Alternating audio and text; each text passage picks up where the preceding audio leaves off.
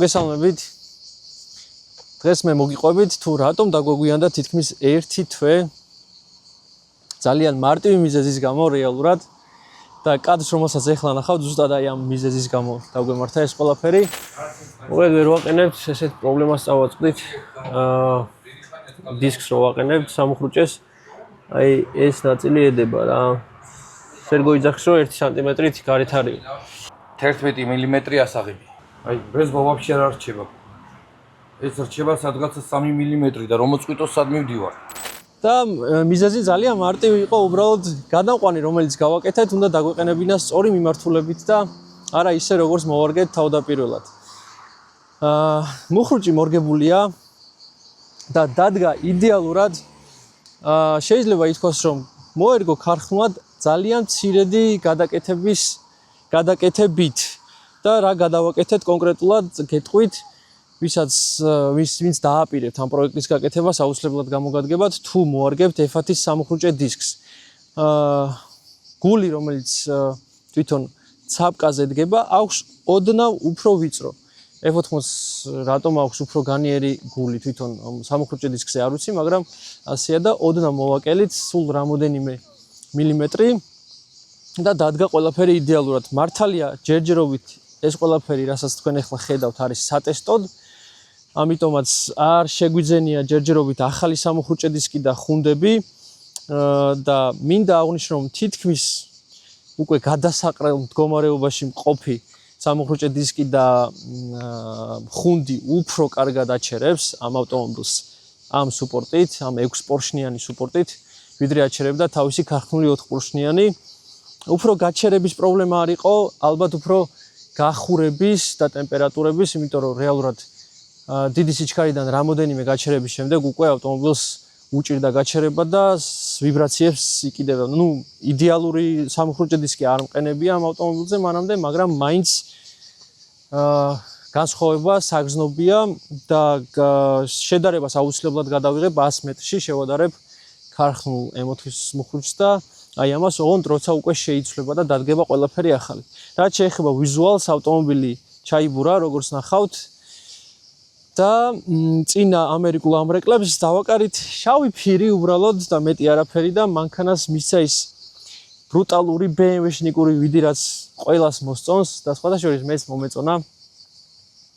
და ყველაზე მთავარი, რაც მინდა გითხრათ, ეს არის Need for Drive-ის თიმის სტიკერი, მოერგო ისევ ამ ავტომობილს და მინდა გითხრათ, რომ ხელმისაწვდომია უკვე ვისაც შეძინა გინდათ ამ სტიკერის მოგწერეთ პირადში და ეხლავე გეუბნებით, რომ იაფი არ ეღირება, რადგან ეს სტიკერი ჩვენთვის არის ძალიან ძვირფასი და ძალიან დიდი მნიშვნელობა აქვს და როგორ აგიხსნათ, აქვს არამატერიალური ღირებულება, ამიტომ ეს სტიკერი იაფი არ ეღირება და ჩათვალეთ, რომ ამ სტიკერის შეძენით უბრალოდ ხელს უწყობთ კონტენტის კეთებას და მეც არაფერს, როგორც ისიც ჩვენ ჯერჯერობით სპონსორი არ ყავს, რაც ძალიან ცუდია და მაგრად ტეხავს საქართველოში და მით უმეტეს ეხა როცა ნამდვილად კარგ რაღაცას ვაპირებ და მინდა რომ რაღაცნაირად ტრეკზე გადავინაცვლო და გამოცადო ჩემი ცოდნა და მე მგონი ცუდი არ იქნება თუ გამოჩნდება სპონსორი, თუმცა ეს არ მგონია ამან რომ ხელი შეგვიშალოს სულ რომ არ გამოჩნდეს. და რა გავაკეთეთ? ეხლა გიყვებით თქვენ, ჩემო ძვირფასო მაყურებლებო. სუპორტები ვიყიდეთ, მაგრამ იყო ძალიან ცუდ მდგომარეობაში და შევღებეთ ქარხნულ ფერზე, ხა რომ მივალთ იქ განახებთ. სხვათა შორის ძალიან მაგარ ფასებში ვიყიდე ყველაფერი, ვიყიდე რა ნახევარი რაღაცები ვიჩუქე, იმიტომ რომ ჯერ ყველაფრის ანუ ახლების ყიდვას აზრი არ ქონდა, მაგალითად ახალი სამუხრუჭე დისკის ყიდვას ჯერ აზრი არ ქონდა და თან ვერც ვიშოვე ახალი ვერსად, არავის არ აქვს ჩვენთან. არც ერთ დიდ სერვისებს არ აქვს და მხოლოდ არის ხელმისაწვდომი შეკვეთით. და საკმაოდ ისეთი სუყე ფასი ღირს M5-ის სუპორტები, ახლები, კი არა და აპორნები. სუპორტები და საერთოდ დანარჩენი ყველაფერი რაც ვიყიდეთ და რაც დაგვიჯდა მაგას საბოლოოდ ყველაფერს გეტყვით, მაგრამ დარწმუნებული ვარ სხვას ძალიან გაუჭირდება იგივე ფასებში რაღაცების ყიდვა, იმიტომ რომ მე პირადად ვთვლი რომ გამიმართლა და იმიტომ ვიყიდე ესე იაფში. ხო, გადამყვანები დამზადებულია, მაგასაც განახებთ. ეხლა რომ მივალთ ბიჭებთან, მივდივართ ორთაჭალაში დიმასთან და სერგოსთან, უჯიგრესი და უმაგრესი ხალხია, რომლებთანაც თავიდან არაფერი არ მაკავშირებდა. პირველად მივედი მანქანის გასაკეთებლად და აღმოჩნდა შემთხვევით, რომ თურმე დემეტრე აკეთებდა იქ მანქანას, ერთმა აცხონოს თაქთაქიშვილი და მოკლედ მე დავმეგობრდით, იმიტომ რომ არიან ძალიან მაგარი ბიჭები, იციან თავისი საქმე და კიდებენ ხელს ისეთ რაღაცებს, რაც იციან და რაც არ იციან, იმას არედებიან და არაჩენენ და არ უჩენენ ხალხს პრობლემებს. ანუ M-ი არც ერთი არ დაგი ვაფშე არ უცარაკოთ ხო და არა, ერთხელ დავაბარდიურე M5. კი. და ისიც აი ბავშვური შეცდომის გამო რა. და სხვათა შორის ყოველთვის როცა ავარია მომსვლია და რაღაცა გამიბუჭებია მანქანაზე, ემოციურ ფონზე ვიყავი მაგ დროს რა. ანუ როცა გაზაობ და რაღაცას ეგეც აკეთებ, მაქსიმალურად უნდა იყო შვიდად რა. თავს უნდა გრძნობდა ძალიან შვიდად, გაწონასწორებული უნდა იყო. თუ ემოციური ფონი გაქვს და რაღაცა ესე ხარ რა, აფექტურ მდგომარეობაში, აი გამორიცხულია რომ მაგ დროს რაღაც არ შეგეშალოს და მაგ დროს ძალიან ძვირად დაგიჟდეს, შეიძლება ელემენტარული პატარა შეცდომაც კი. მე მაღიზიანებს ერთი რაღაც დღეს, რომ ამ ახალი თაობის BMW-მ ძალიან გაათამამა დამწყები მძღოლები რა. იმდენად გაათამამა, რომ ნებისმიერი დამწყები მძღოლი დღეს მოვა და გეტყვის, რომ შენაირად დადის და სინამდვილეში ის ვერ აფასებს შენ სიარულს. ანუ შეიძლება მე და ვიღაცა დილეტანტმა ერთნაირად გავიაროთ მოსახვევი, მაგრამ მე იმ მოსახვევს გავივლი 100%-ით დარწმუნებული, რომ არაფერი არ მოხდება. და ის გაივლის პროსტა ერთი გავლით რა და შეიძლება ბოლო გავლა იყოს მაგისთვის და აი მაგ ორ რაღაც შორის ძალიან დიდი სხვაობაა რა და აი ეგ ხალხს ძალიან უჭირს მაგის გარჩევა, მით უმეტეს როცა ვერ ერკვევიან და არ იციან. და ისე და გავიმეორებ ამ ახალმა M-ებმა უკვე F-სერიიდან ეს მძღოლები გამოაჩინა და თითქოს რაღაცა ყველა მაგარი რულია და ყველა მაგრად დადის და სინამდვილეში ეგრე არ არის რა. ნებისმიერი ახალი აი თაობის მძღოლებს დავარქვევ, აი ნებისმიერი ახალი თაობის მძღოლი რო დასვა ძველ ნებისმიერ მანქანაზე. აი სტოძო აიღე მაგალითად რა, სტოძე ვენოსტო აიღე რაღაცა 2-დან 0 ან რაღაც და პროსტა მიდი და იზანოსე იმით. ან რაღაცა გააკეთე იგივე, აი გამორიცხულია, ვერ გააკეთებს რა. ან თუნდაც M-ი აიღე ნებისმიერი, აი იმ დღეს, ხო, იმ დღეს მაგალითად გაიხსენე პროსტა M5, ანუ რას ვიძახდი, რომ აი დიდი ხანი არ მყავდა ნატარები და ვერ ვატარე მანქანა, ნუ არ იყო ის მანქანა ისეთ ფორმაში როგორც უნდა ყოფილიყო. მაგრამ აი სულ სხვა რაღაცაა რა. მეორე დღეს კიდე ჩემი მეგობრის 525-ზე დავჯექი და აი 525 გონია და აი რა უნდა მოხდეს და შენს მობას მიცავარ რომ დავიწყე. კუთხე რომ მივეცი, აქეთ მხარეს კიდე დავხვეტე ბარდიურები აქეთ მეორე მხარეს რა. ხო და ეგ მაღიზიანებს ეგ დღეს რომ აი ეს ახალი თაობის მძღოლები რაღაცა ძალიან ისეთები არიან რა, ძალიან დარწმუნებულები არიან თავის თავში რეალურად მაგ ყველაფერს შვება მანქანა და არა მძღოლი. კი, რა თქმა უნდა მძღოლიც აკეთებს, მაგრამ ეს ახალი თაობის მანქანები ძალიან ბევრის გაკეთების საშუალებას გაძლევს რა, ამის თქმა მინდა. ანუ იქ ხარ ყველაფრით მუშაობ, ტვინით, ფეხებით, ხელებით, რა ვიცი, წინასწარ უკვე უნდა გქონდეს გათვლილი რას აკეთებს და რას უნდა ელოდო. ახალ მანქანებში სხვანაირად არის რა, ახალი მანქანა გზოგავს მაგ კუთხით ძალიან მაგრად რა და ბევრად სეიფტია ვიდრე ძველი მანქანა. მიუხედავად იმისა, რომ თითქმის ნახევარი ცხენის ზალები და ნახევარი ზალა აქვს ახალ თაობებთან შედარებით რა. ახალი G80 აიღე მაგალითად, შედი Instagram-ზე რა. ხო, შედი Instagram-ზე და ყველა გონია მაგარი მძღოლი. მართალია იქიდან მაგარი შეიძლება 100 კაციდან იყოს 2 და მაგარს გულისხმობ იმაში, რომ მაგარი მძღოლი არის ის მძღოლი, რომელიც რაღაცას აკეთებს და ზუსტად იცის როგორ აკეთებს ამას. და ეს დილეტანტია, რომელიც აკეთებს, მაგრამ შეიძლება ვერ დაამთავროს რა. აი ეგ სხვაობა ზუსტად.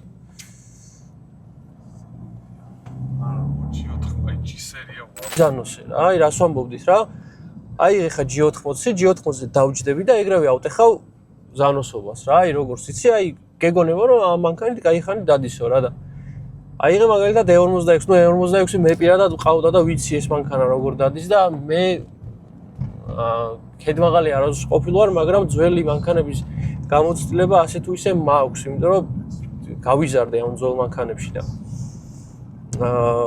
E46 აიღე ხა მაგალითად ტიპი რომელიც სიტყვაზე არის 20 წლის და გუშინ აიღო პრავა და დადის G80-ით მაგრა და რაღაც Instagram-ი აქვს მოხოდილი და იმენა აუ და გოგოები გიждდებიან რა მაგარი ხარ და რაღაც და პროსტა ის ტიპი დასვი 46-ზე და იგივე რაღაც გააკეთოს. ანუ პროსტა გააკეთოს იგივენაირად რაღაც მონაკვეთი გაიაროს თუნდაც ელემენტარული არის გადასვლა ერთი მხარეს, მეორე მხარეს დაიჭიროს. სულ სხვა რაღაცაა რა. იგი იწევს ინერციით, სიარული, არ ვიცი, აი ვაფშე სხვა რაღაცა. აი ვისაც აქვს გამოცდილება ძველის და ახლის, ის გამიგებს და ვისაც არ აქვს ამ ძველი მანქანების გამოცდილება, ის ალბათ ვერ გამიგებს და შეიძლება კომენტარებში დაწერონ, ეხლა რომ შენ რა იცი ძმაო და ასე მაგრამ. ვინც იცის, გამგები გაიგებს რა. სხვა შორის აქ ძალიან მაგარ მწვას წვავენ. მაგის გამოც ღირს აქ მოსვლა. მართალია კომ აი ჩვენი შეგოც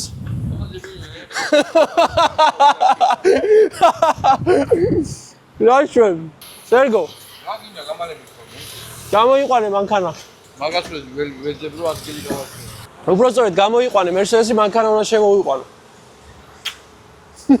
პროსტა გეხვეწები ხო იცი მე როგორ მიყვარს დადება ქვემოდან როგორ მოხდება ისე უნდა დავა ნარა თავის ადგილზე მხოლოდ და მხოლოდ თავის ადგილზე ესეთ მდგომარეობაშია. ჯერ ახლის დაყენებას აზრიც არ ქონა, იმიტომ რომ სატესტოდ ესეც გამოგვადგება. სადაც სუპორტები. აი ჩვენი სუპორტებიც. ორი ლამაზი გამოვიდა. კი, სხვათა შორის თითქმის იგივეა რა.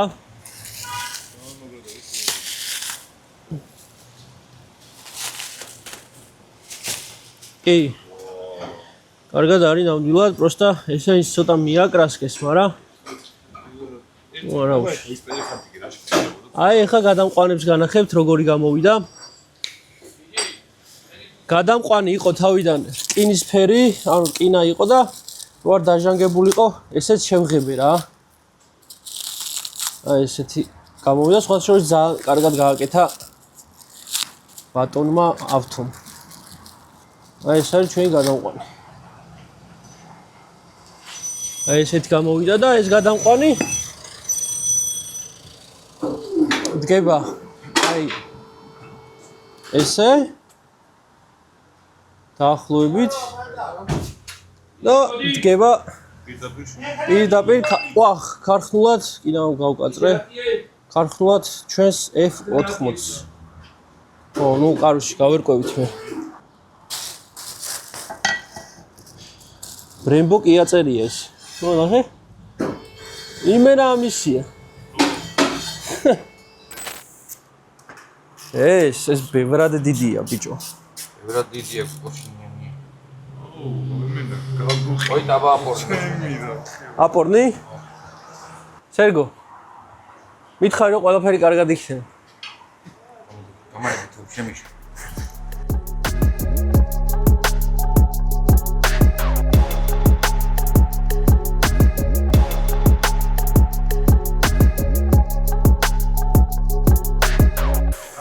ვერ ვაყენებთ ესეთ პრობლემას წავაწყდით დისკს რო ვაყენებთ სამუხრუჭეს აი ეს ნაწილი ედება რა. ვერ გოიძახს რომ 1 სანტიმეტრით გარეთ არის. 1 სანტიმეტრი ამას რომ მოვაკლოთ, აქ უკვე რეზბას დავასუსტებთო, მაგრამ რეზბის დასუსტება არ ამგონია, იმიტომ რომ ეს გავაკეთეთ ჩვენ რკინისგან. და ქარხნული უყენია, ანუ ქარხნული M2 და M3-ს დურალუმინის. სავარაუდოდ ზუსტად იგივე ანალოგია არ არის გაკეთებული ზომებში, ან ქარხნულად, ანუ კარმოკერამიკა რაზეც დგას თვითონ სამუხრჯე დისკშია სხვაობა, ან F10-ის სამუხრჯე დისკიც გული აქვს სხვანაირი და ჭირდება ის რა, ფლიანიცი. ფლიანიცი რატო არ გინდა? ფლიანიცი იმიტომ არ მინდა, რომ ფლიანიცი ხა აქ რომ დავუყენოთ, მერე აპორნი დისკი არ დაეჭირება. და იქნება რაღაც ვახ.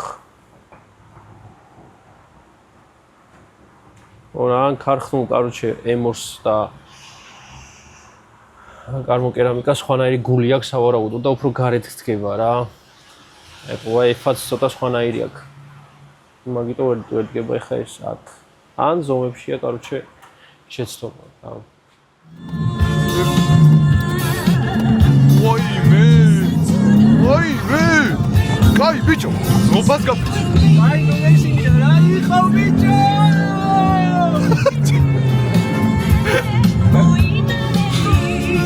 სად გაიწიე ბიჭო, რევში გაიწიე. მან F4-ის გარდა ვერც ერთი მანქანა ვერ გაიწევა და ვაფშე.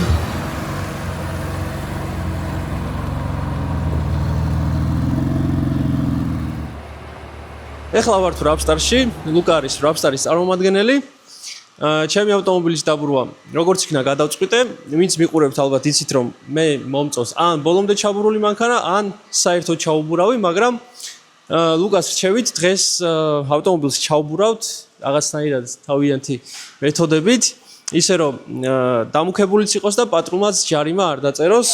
მე ძალიან მინდოდა რომ წინა საქარეთ ჩამებურა, მაგრამ მეუნება რომ არ გირჩეო, რახან ბევრი ინტრიგანი პოლიციელი არსებობს ჩვენ ქალაქშიო. მოდი მოგვიყევით თუ როგორ დაბურავთ დღეს ჩვენ ავტომობილს. ესე იგი, პირველ რიგში ბურავთ რა თქმა უნდა ერთ-ერთი ყველაზე გამორჩეული და განსხვავებული ფირი Daytona-ს ბრენდის პროდუქციით, რომელიც ძალიან პოპულარული არის და რომელიც ძალიან მოუხდება ამ ავტომობილს და გარდა იმისა, რომ ძალიან მაგარი პოლარიზების ეფექტი აქვს და ასე რომ თქვა, შენ კი, რა თქმა უნდა, 99% ზის ультраისფერი სხივისგან ას დისკომფორტს გიქმნის სალონში. არანაირი მსგავსი დისკომფორტი არ გვექნება, იქნებით ძალიან კომფორტულად გადავალგდებით ყოველდღიურობაში და გარდა ამისა მივიღებთ ვიზუალს, რომელიც ამ ავტომობილის დამეთანხმებ რო აკდა და როდესაც შენახავ დასრულებულს, მიხვდები რომ სწორი გადაწყვეტილება მიიღე. მე რეალურად დაბურვა იმიტომ გადავწყვიტე, რომ ზაფხულში უკვე დისკომფორტი იყო რა, ძალიან ცხელდებოდა მანქანა, მაგრამ ვიზუალურადაც ბოლომდე ჩაბურული მანქანა მომწონს. ნუ ბოლომდე შეიძლება არა, მაგრამ რაღაცნაირად ის ჩამუქება, მაინც თავის ეფექტს აძლევს დამეთანხმები და დაველოდოთ ეფექტს რა და თან ნახოთ დავათვალიეროთ აქ რეებს აკეთებთ. აგერ ახალი Toyota Prado ყავთ. ეს CLS-ი, ეს რა ნომერია? ეს არის ლაშა გურულის ვა. ჩვენი ოლიმპიური პრიზიორი და ძალიან მაგარი ადამიანის ავტომობილი, რომელსაც სრულად უსვით ფერს. და ერთ-ერთი განსხვავებული და გამორჩეული ავტომობილი იქნება და გარდა ამისა ყველა მიცის რომ Rapstar-ში უმაღლეს ხარისხს ვდებ და საერთოდ სვით ავტომობილის ვიზუალს. ძალიან კარგი. ხოლო შორის ეს არის F80-ის M3-ის ფერი. რა ქვია ამ ფერს გამახსენე? Yasmarina Blue. საინტერესო იქნება, ხოლო შორის არ მყავს ესეთი ფერის CLS-ი ნანა. და გამორჩეული იქნება ზოგადად საქართველოში შავი და კი, ყველა შავი CLS-ი და ის ესეთი ჩამუქებული მოწონს.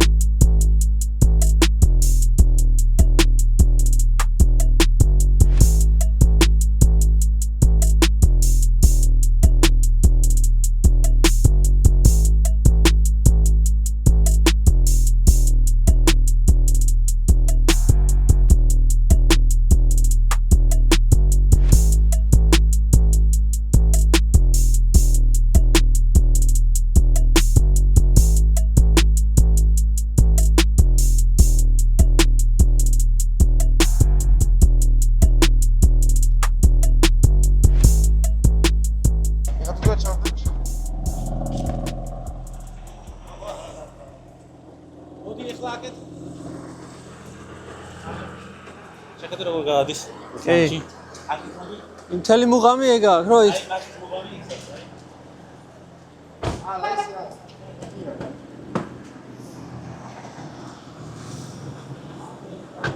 არ ჩანხარ. აქედან იმენა არ ჩანხარ. მე მომწონს ძალიან კმაყოფილი ვარ მართლა, იმიტომ რომ დიდი ხანია მანქანის დაბურვა მინდა და სულ რაღაც ხელს მიშლი და თან ეს ნახევრად დაბურვა მეგონა რომ იმ ეფექტს არ მომცემდა, რაც მომეწონებოდა რეალურად. მაგრამ ეხა კაია, იმიტომ რომ თანაბრად არის გვერდულად დაბურული, არ მომწონს როცა ნახევარი ან უკანა შუშა უფრო მუქია ვიდრე წინა და ასე შემდეგ. თან ზაფხულია და რეალურად საჭირო უფრო იყო მანქანის ჩაბურვა, იმიტომ რომ ფარეხი არ მაქვს და მანქანის გარეთ გაჩერება მიწევს და მზეზე კატასტროფულად ცხელდება ინტერიერში და მოკლედ ძალიან კაი ვქენით რომ ჩავბურეთ. კონკრეტულად მუხრუჭის საბოლოოდ მორგების კადრები არ გადაგვიღია, იმიტომ რომ მომიწია ექსტრემალურ სიტუაციებში მოსწრებაზე ვიყავი, ამიტომ თითქმის 40 გრადუს სიცხეში ელიავაზე ხარატებთან სიარული ამ აპორნი დისკებით და სუპორტებით, ამიტომ მე მაპატიეთ, თუ იმეს დაგჭირდებათ და დააპირებთ ამ პროექტის გაკეთებას, მომმართეთ, არ იქნება პრობლემა დაგაკვალიანებთ რა როგორ კეთდება და რანაირად. მადლობა და დროებით. ხო, არ დაგავიწყდეთ კიდე არხის გამოწერა, ლაიქი და კომენტარი. მომდევნო ვიდეო იქნება უკვე რუსთავის ავტოდრომზე.